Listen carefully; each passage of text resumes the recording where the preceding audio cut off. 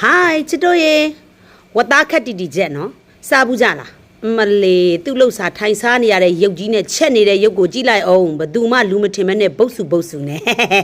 Manida baulo. What that cat did jamo, what that young chair. Pavlus of Naya, Hinta, Nida. Ke, what agaro, pound that shave, a cow babaline. Ke, a nero, a tony, lee baby, tima, a sea on the neve para no? ဒါအနေတော့အတုံးလေးတွေအကုန်လုံးလှီးလိုက်ပါမယ်လှီးပြီးတော့ရတာလေးနေပါမယ်စာတတမုတ်အယောင်တင်းပဲငမြာရီဂျာညို့ကဲနေမဲ့ချိန်ကြရင်လေအင်ကြီးလက်ရှိကြီးဝေးပြီးပြီဆိုရင်လေအလုံးမလုတ်တတ်တာပဲအခုဘဝကတငယ်ချင်းရဲ့ခောက်ဆွဲတွားစာပြီးပြန်လာတာပေါ့နော်မြန်လေးဒုံးချက်မှာဖြစ်တဲ့အတွက်ဝစ်စားကိုမလဲနိုင်ပါဘူး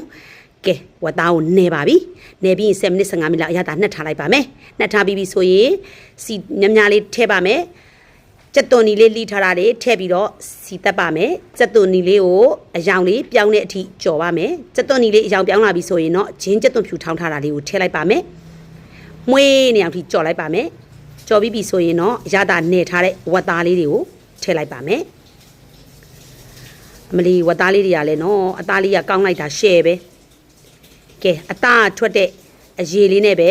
အရင်ဆုံးခြောက်နေအောင်လို့လုံးပါမယ်လုံးဝမလောပါနဲ့လောပြီးတော့ရေထည့်တယ်ဆိုရင်ဝတ်သားပွားပွားကြီးနဲ့စားလို့လုံးဝမကောင်းပါဘူးဒီလိုမျိုးအစီပြန်ပြီးခြောက်နေပြီဆိုရင်တော့အသားကြစ်ကလေးနဲ့အရင်စားကောင်းပါတယ်ရာသီဥတုလေးကလည်းပူလာပြီဆိုတော့ဝတ်သားလေးကိုရေချိုးပေးပါမယ်ဝမ်ကလည်းအိုက်တော့ကြတော့အနှွေးတယ်လေးကိုချွတ်လိုက်ပါပြီရေလေးကိုမြုပ်အောင်ထည့်ပြီးတော့အဖုံးလေးဖုံးပြီးတော့ဝတ်သားလေးကိုဣဆက်သွားတဲ့အထိတည်ထားလိုက်ပြီဆိုရင်တော့ဝတ်သားခက်တီတီချက်ကလေးရသွားပါပြီရှင်။အော်မေးလို့